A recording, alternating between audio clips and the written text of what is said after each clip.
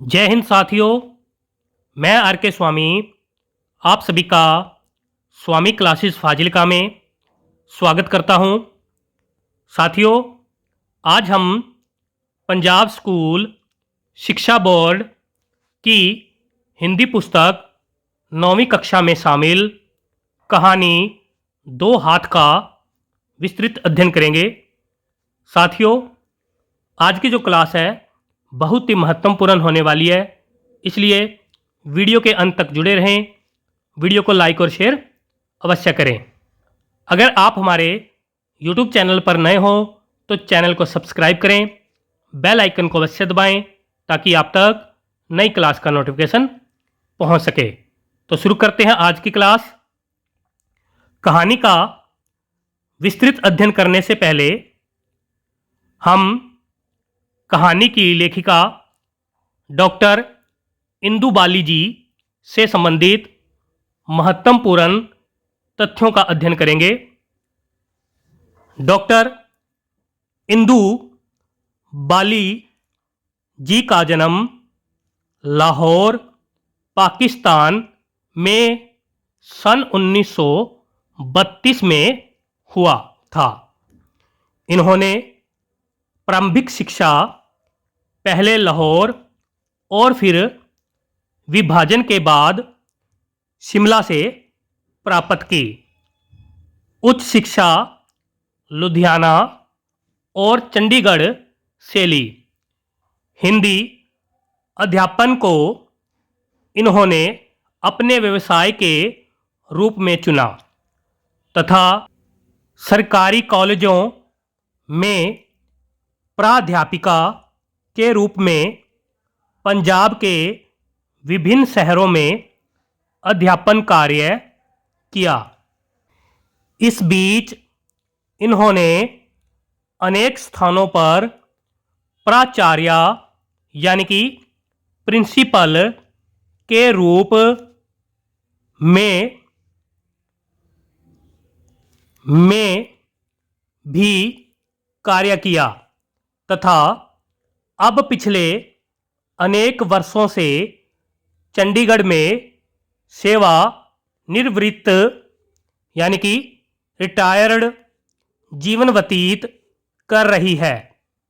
Doctor Indu बाली जी ने भले ही सारा जीवन अध्यापन के क्षेत्र में व्यतीत किया, परंतु मूलतः ये रचनाकार ही हैं। लेखन जैसे इनके व्यक्तित्व का अभिन्न अंग बन चुका है। इस क्षेत्र में इन्होंने अनेक कहानियों के साथ साथ उपन्यास तथा आलोचना साहित्य का भी सृजन किया। पंजाब के हिंदी कहानीकारों में इनका विशिष्ट स्थान है। इतना ही नहीं, भाषा विभाग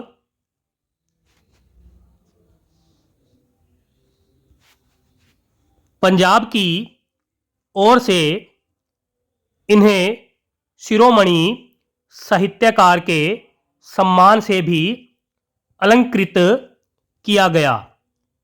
इनके अतिरिक्त भी इन्हें अनेक प्रकार के पुरस्कार समय समय पर मिलते रहे हैं। इनकी लगभग 15 पुस्तकें प्रकाशित हो चुकी है। पहली कहानी मैं दूर से देखा करती हूँ सन 1964 में धर्म युग में प्रकाशित हुई थी। चित्रकला और संगीत भी इनके कलाकार की अभिव्यक्ति के साधन बने हैं।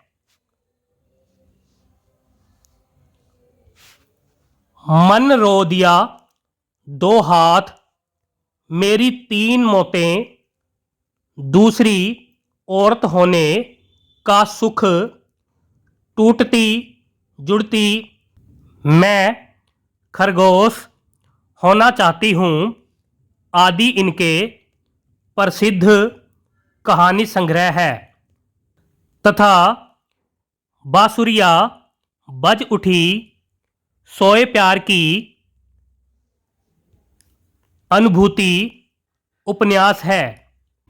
इनकी भाषा सुबोध सरस तथा प्रभावो उत्पादक है। आगे देखते हैं। दो हाथ कहानी। बर्तन साफ कर नीरू ने रसोई को धोया और साग काटने में मगन हो गई। घर का काम और कॉलेज की पढ़ाई, बस यही उसका जीवन था। माँ का अभाव प्राय उसे खला करता। अपनी हम उम्र सहेलियों को खेलते देखती तो उसके मन में टीस सी उठने लगती। काश उसकी भी माँ होती तो वह भी इसी तरह बेफिक्र सी चहकती, गाती, झूमती, नाचती। यही सोचते हुए मशीन की तरह अपना काम निपटाकर पढ़ाई की किताबें ले उनमें डूब जाती। कभी कभी पढ़ते और काम करते समय जब उसका ध्यान अपने हाथों की ओर जाता तो वह उदास हो जाती।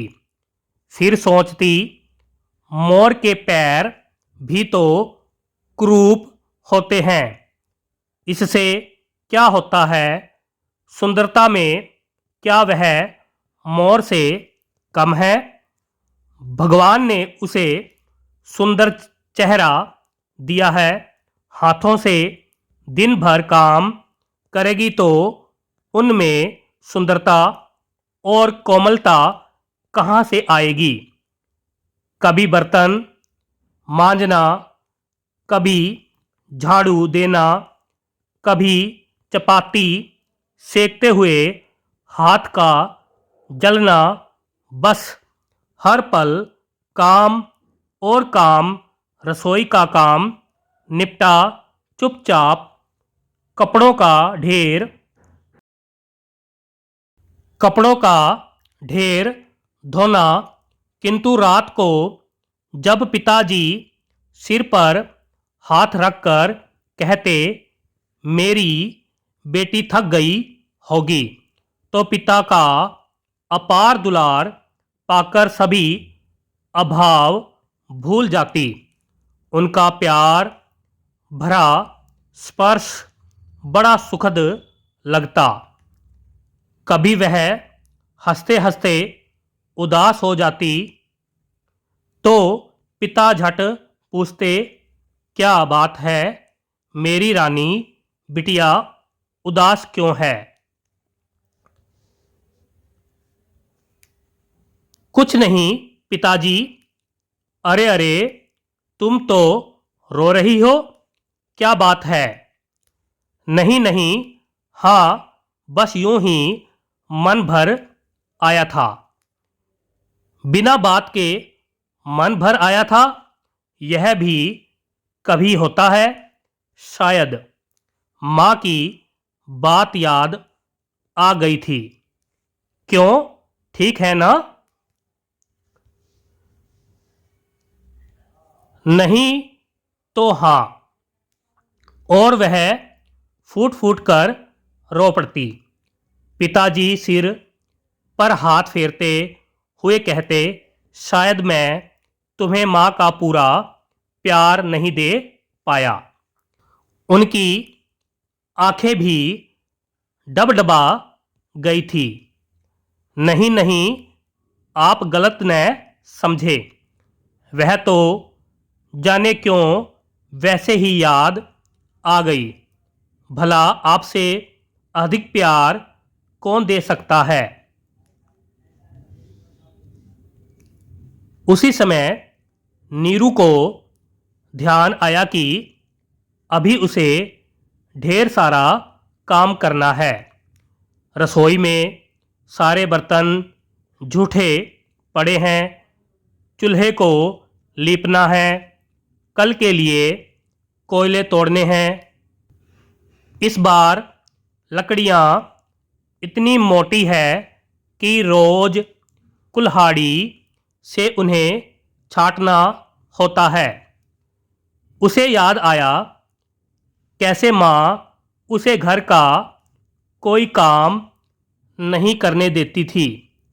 जब कभी माँ का हाथ बटाने के लिए कुछ करना चाहती, माँ कह देती, यह सब काम तेरे करने के नहीं। हम अनपढ़ औरतें तो जानवर होती हैं।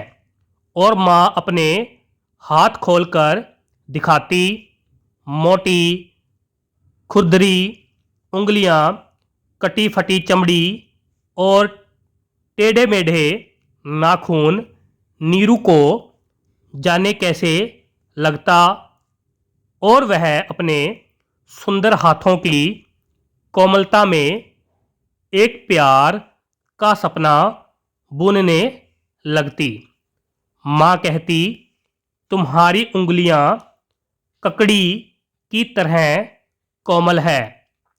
इन 5 उंगलियों में 5 अंगूठियां डालूंगी, मेहंदी रचाऊंगी, कलाई को चूड़ियों से सजाऊंगी। और माँ उन्हें गहराई से छू चूम लेती।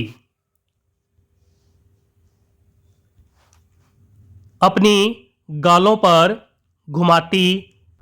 पर अब नीरू जैसे ही अपने हाथों को देखती, उसका सपना टूटने लगता। मन की गहराई में जाने कैसा तूफान घिरने उभरने लगता। काम करते हुए कई बार नीरू का ध्यान इस बात की ओर चला जाता और वह सोचती, क्या उसके हाथ हमेशा ऐसे ही रहेंगे, पहले जैसे न होंगे। अनजाने ही वह अपने हाथों को साड़ी के पल्लू में छिपाने की कोशिश करती।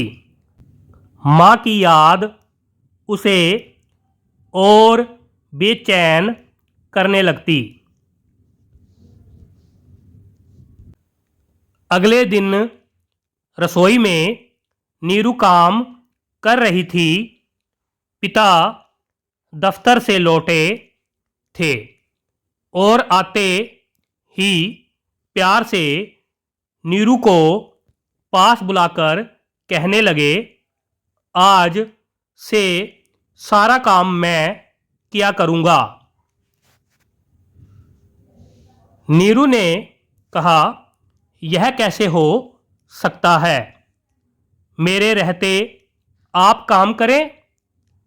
पिताजी ने कहा, क्यों नहीं, तुम भी तो मेरे रहते सब काम करती हो।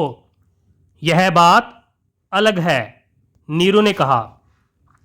नहीं बेटी, तुम भोली हो, चलो दोनों बांट कर करेंगे, क्यों, ठीक है ना। तभी नीरू और भी जोर से रोने लगी और बोली, मेरी सब सहेलियां मेरे हाथ देखकर हंसती है और कहती है, तेरी शादी कभी नहीं होगी, तुझे कोई पसंद नहीं करेगा। चेहरे के सौंदर्य के बाद सबसे महत्वपूर्ण हाथों का सौंदर्य होता है।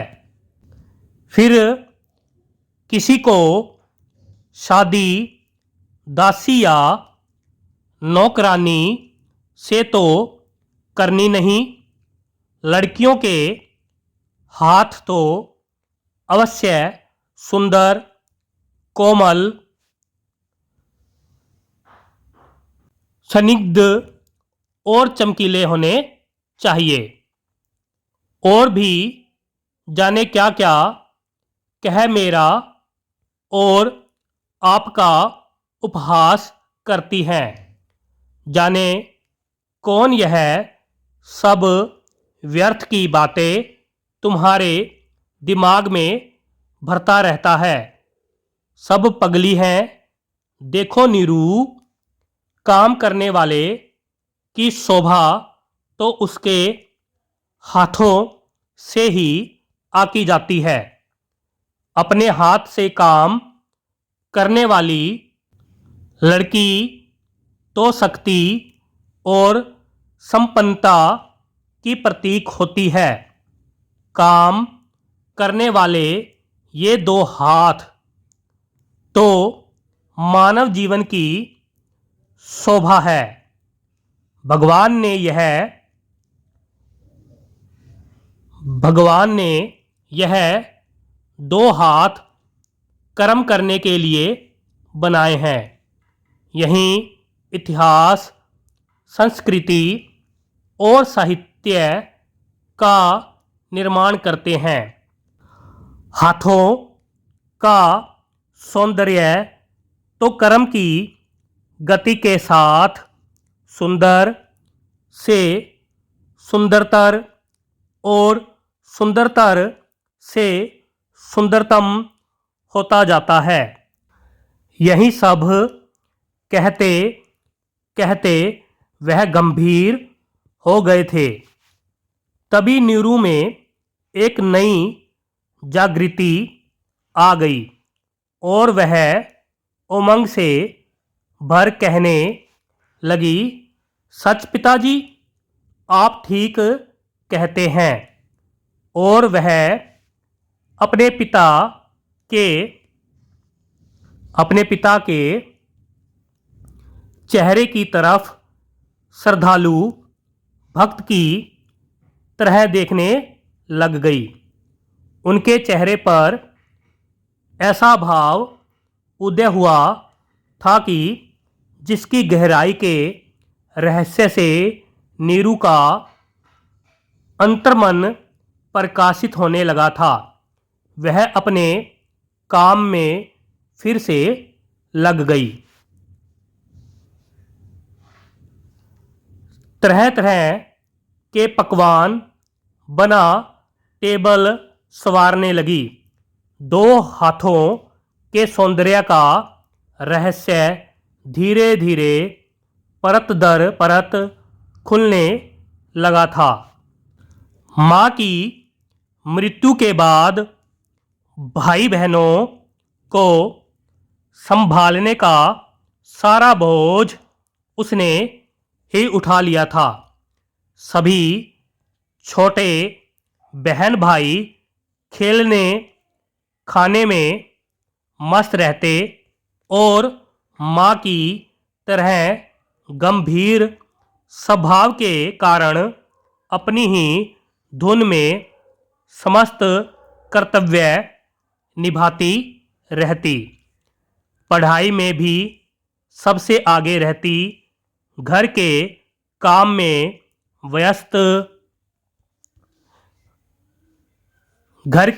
व्यस्त, हाथ कलम पर भी खूब चलते थे। कल कॉलेज में वार्षिक उत्सव था और उसे ढेरों इनाम दिए जाने वाले थे। पढ़ाई के साथ साथ संगीत, चित्रकला और खेलों में भी ढेरों इनाम जीते थे। पर न जाने क्यों आज रह रहकर माँ की याद आ रही थी और फिर मन उदास हो जाता था। रात भर अजीब अजीब सपने अजीब अजीब सपने देखती रही। माँ को देखा, सपना उनमें कहीं नहीं था। उसका अपना सपना कहीं खो गया था। वह चौंक चौंक कर उठती रही, रहकर अपने हाथों को टटोलती, स्पर्श करती और शर्मा जाती। उसके कॉलेज की सभी लड़कियां हफ्तों से अपने नाखूनों की सजावट में जुटी थी। उसकी समझ में नहीं आ रहा था कि वह इन हाथों का क्या करे। दो हाथ, दो हाथ, दो हाथ, चारों तरफ सुंदर सुंदर कोमल रूपी हाथ दिखाई देते थे। सारा आकाश उन हाथों से भर गया था। पर वह अंधेरा कैसा है, वह घबरा जाती है। उसे उस अंधेरे में कुछ दिखाई नहीं देता। उसका दम घुटने लगता है। तभी उनके मध्य से उदित होते दो कटे फटे मैले धब्बेदार टेढ़े नाखूनों वाले, आटा लगे, कहीं से जले, काले पीले बदशक्ल दो हाथ दिखाई दिए। पर अजीब बात है, उन दो हाथों पर अजीब बात है उन दो हाथों के उद्दित होते ही वातावरण जगमगा उठा। जैसे सूर्य के उदित होते ही रात्रि का अंधकार जगमगा उठता है और सुंदर हाथ तारों के समान कहीं खो गए थे। नीरू यह अनोखा सपना देख फिर सो न पाई। उसके मन में अजीब उद्वेलन सा हो रहा था। प्रातः का समय बहुत ही व्यस्तता का समय होता है। हर तरफ जल्दी और भाग दौड़। कोई कुछ मांग रहा था, कोई कुछ। बस समय भी भाग रहा था। नीरू किसी तरह सारा काम निपटा तैयार हुई और कॉलेज जा पहुंची। पर जल्दी में हाथ धोना ही भूल गई। हाल में उत्सव था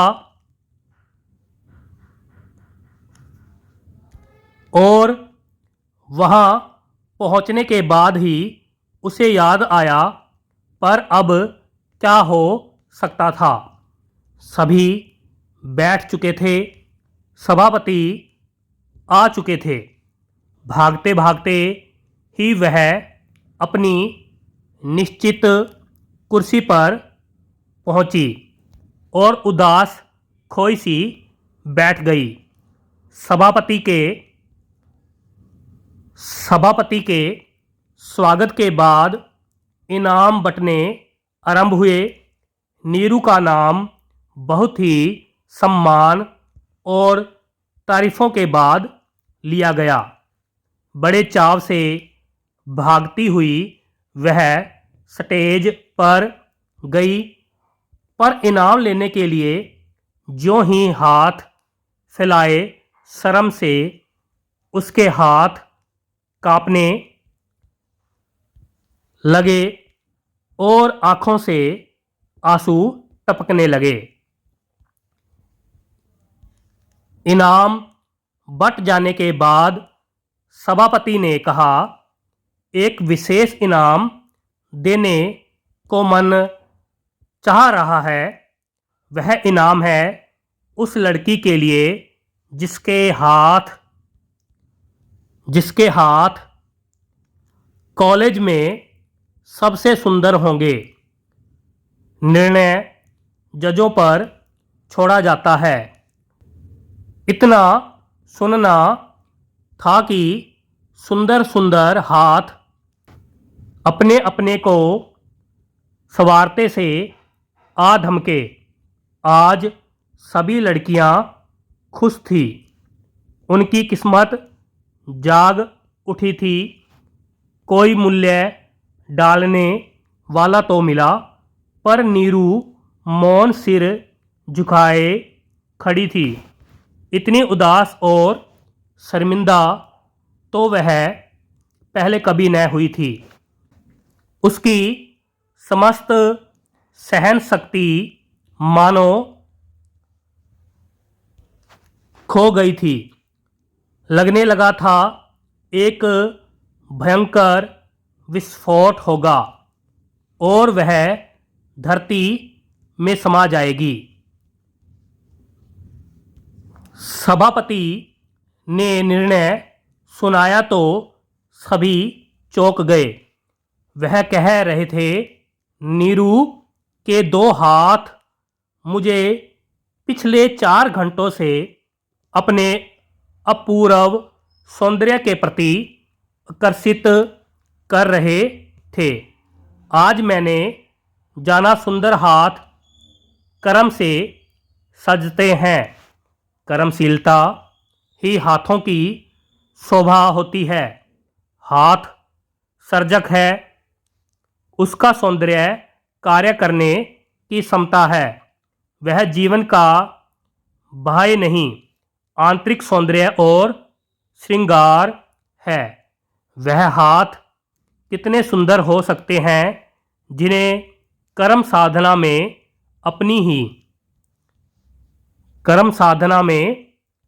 अपनी ही होश नहीं, और जो केवल दूसरों की सेवा में लगे हैं।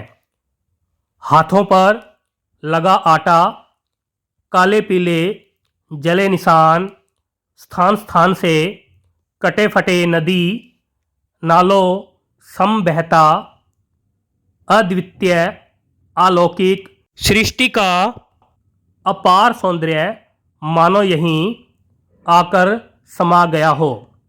ऐसे सुंदर हाथ मैंने पहले कभी नहीं देखे।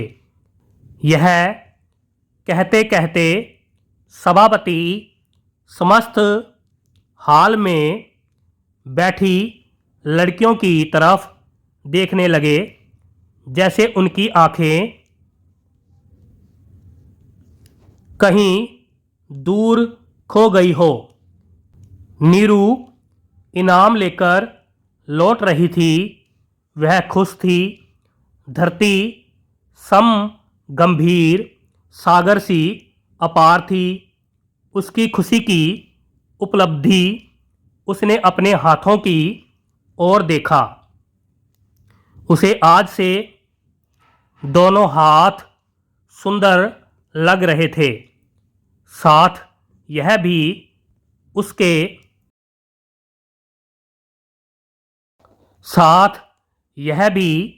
उसके मन में आया कि सौंदर्य का केंद्र बिंदु कहाँ है।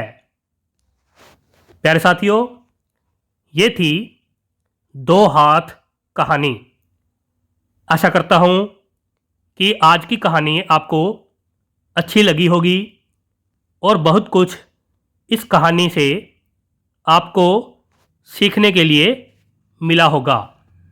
इसी प्रकार से निरंतर अध्ययन करने के लिए चैनल को सब्सक्राइब करें, बेल आइकन को अवश्य दबाएं ताकि आप तक नई क्लास का नोटिफिकेशन पहुंच सके। वीडियो को ज़्यादा से ज़्यादा शेयर करें, लाइक करें। मिलते हैं अगली क्लास में। तब तक के लिए जय हिंद।